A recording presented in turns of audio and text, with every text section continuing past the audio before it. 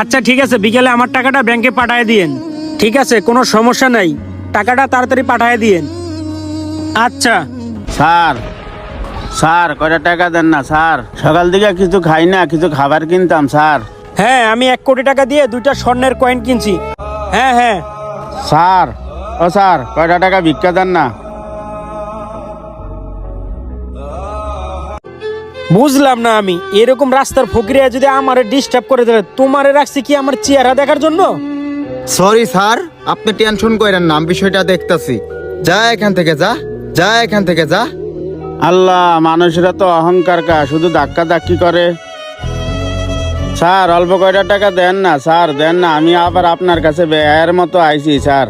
ফ্যামিলির লেগে 2 দিন ধরে খাবার জোগাইতে পারতাছি না, দেন না স্যার, দেন না, পেটের খিদায় পেটের ভিতরে চৌ চৌ করতে আছে। স্যার ভাঙটি থাকলে কিছু টাকা দিয়ে দেন না, দেখেন না কাজে শুধু ওরা ডিস্টার্ব করে। আপদ বিদায় করেন, অল্প কিছু টাকা দিয়ে দেন। কোথায় থেকে যে ফকির মিসকিন আসে।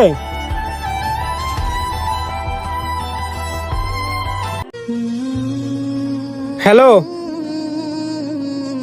যে বিষয়ে আপনার সাথে আমি কথা বলছিলাম। আরে কোথায় থেকে যে ছোট লোকগুলো আসে।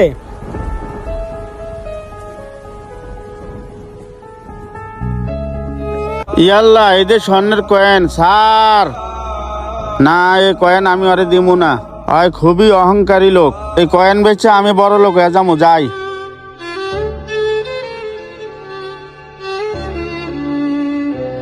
এই রাজু, মিস্ত্রিরা ঠিক মতো কাজ কাম করে রে, টাকা পয়সা তো আমি তোরে খালি দিতে আসি, আমি তো কাজ কাম 1 সপ্তাহ ধরে এগুলি দেখতে আসি। কি ব্যাপারটা কি আমি তো বুঝলাম না কিছু। আর শোন, লেবার গুলারে বলিস ঠিক মতো মনোযোগ দিয়ে কাজ কাম করতে, কাজে যেন ফাঁকি না দে, আমি হালাল টাকা দিতে আসি, বুঝলি? ঠিক আছে, আমি গেলাম। ঠিক আছে স্যার, আমি বয়লা দিম। আসসালামু আলাইকুম স্যার। ওয়ালাইকুম আসসালাম। আমারে কিছু বলবা? আমার আবার সাইডে কাজ আছে, সাইডে যাইতে হবে। স্যার, আমারে কয়টা টাকা সাহায্য করবেন? আমি কয়দিন ধরে খাই না, আর আমার পেটের মধ্যে ঘা হয়ে গেছে, 2টা কিডনি নষ্ট হয়ে গেছে। কয়টা টাকা দেন আমারে, শক্ত খাবার খাইতে পারি না, ডাক্তারে না করছে। আপনি যদি কয়টা টাকা দিতেন তাহলে আমি নরম খাবার কিনা খাইতাম। আচ্ছা, আমি তোমারে কিছু টাকা দিতে আছি, তুমি নরম খাবার কিনা খাইও, ঠিক আছে? আচ্ছা ঠিক আছে, আমি তোমারে টাকা দিচ্ছি, খারাও। এই নাও, এখানে 2000 টাকা আছে, এই টাকা দিয়ে নরম খাবার কিনা খাইও। এখান থেকে কিছু টাকা দিয়ে ওষুধ কিনা খাইবা, ঠিক আছে? স্যার, আমি আপনাকে একটা কথা বলবো, যদি বেয়াদবি না নেন। আচ্ছা বলো, কি কথা বলবা বলো। স্যার, আপনি পরিবর্তন হইলেন কিভাবে? এই যে এত বড় জাগার মালিক, সাইডের কাজ করাইতেছেন, কারণটা কি স্যার? বেয়াদবি মাফ করবেন স্যার, আপনি তো আগে ভিক্ষুক ছিলেন, আর এই লোকটা আমার আন্ডারে কাজ করতো। আমি না হয় একটা দুর্ঘটনার কারণে ধ্বংস হয়ে গেলাম, কিন্তু আপনার পরিবর্তনটা কিভাবে হইল স্যার? অবশ্যই সবকিছু বলবো, উপরওয়ালার ইচ্ছা, আল্লাহ চাইলে সবই পারে।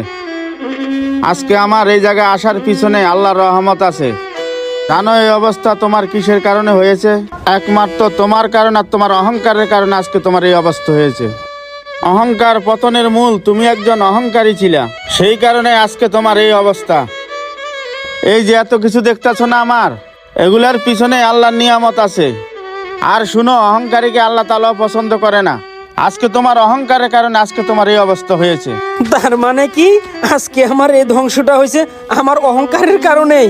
আমি মানুষের সাথে অত্যাচার করতাম, জুলুম করতাম, খারাপ আচরণ করতাম, আমি মানুষকে মানুষ মনে করতাম না, মানুষকে কখনো মূল্যায়ন করতাম না, এই কারণেই আজকে আমার এই ধ্বংসটা হয়ে গেল।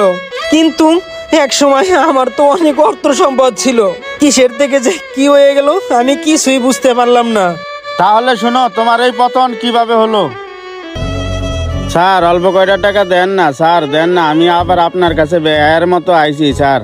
ফ্যামিলির লেগে 2 দিন ধরে খাবার জোগাইতে পারতাছি না, দেন না স্যার, দেন না, পেটের খিদায় পেটের ভিতরে চৌ চৌ করতে আছে।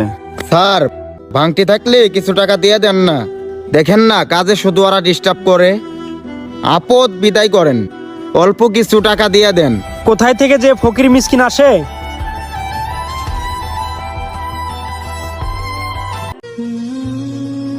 হ্যালো, তাহলে বুঝতে পেরেছো এখন তোমার পতন কিভাবে হলো। অহংকারীকে আল্লাহ তাআলা পছন্দ করে না। তুমি দুনিয়াতে যে পাপ করেছো, পাপের শাস্তি পেয়ে গেছো। তাহলে তুমি থাকো, আমার সাইডে কাজ কাম আছে তো আমার দেখতে হবে। চলে গেলাম।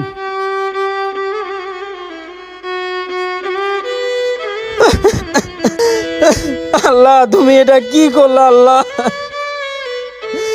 আমি ধ্বংস হয়ে গেলাম আল্লাহ।